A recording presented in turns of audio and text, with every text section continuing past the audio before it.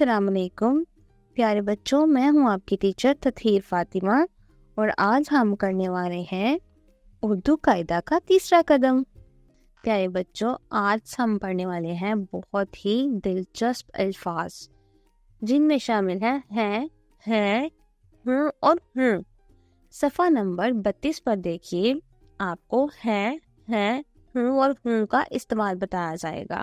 اس پر موجود ہیں اور ہوں کا استعمال میرے ساتھ مل کر پڑھیے۔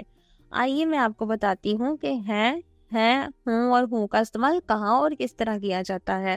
جملوں میں ہیں، ہوں اور ہوں کا استعمال واحد سے جمع کے لحاظ سے کیا جاتا ہے۔ پیارے بچوں، واحد وہ ہے جس میں اکیلا ہوتا ہے اور جمع وہ ہوتا ہے جس میں زیادہ چیزیں ہوتی ہیں۔ تو یہاں پر اکیلا ایک بچہ کھانا کھا رہا ہے تو یہاں پر میں کا استعمال ہوگا، میں کھانا کھاتا ہوں۔ تو اس طرح سے جب زیادہ لوگ کھانا کھا رہے ہیں تو یہاں پر ہیں کا استعمال ہوگا، ہیں کا نون گنا والی ہیں کا تو ہم یہاں پر استعمال کریں گے، ہم کھانا کھاتے ہیں۔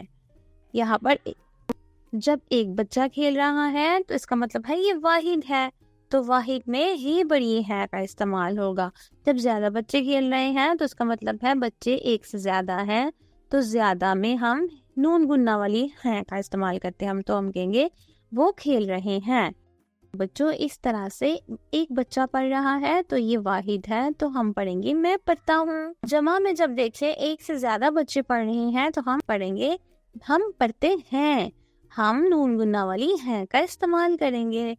اسی طرح سے تم میرے دوست ہو، جب ایک دوست ہو تو ہوں کا استعمال ہوگا، جب زیادہ دوست ہو تو ہم کہیں گے تم دونوں کہاں جا رہے ہو۔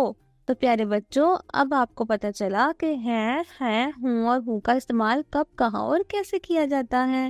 اب آپ دیکھیں کہ انڈا ایک ہے تو ہم کہیں گے یہ ایک انڈا ہے یہ بڑی ہے، اور جب دو انڈے ہوں گے تو ہم کہیں گے یہ دو انڈے ہیں، نون گنا والا ہے۔ جب چڑیا ایک ہے تو ہم کہیں گے چڑیا اڑتی ہے، جب دو چڑیاں ہیں تو ہم نون گنا والا ہے استعمال کریں گے، چڑیا اڑتی ہے۔ تو اس طرح سے پیارے بچوں، آج ہم نے ہیں، ہوں اور ہوں کا استعمال سیکھا ہے۔ پیارے بچوں، اب ہم ملتے ہیں اپنی اگلی ویڈیو میں۔ اللہ حافظ۔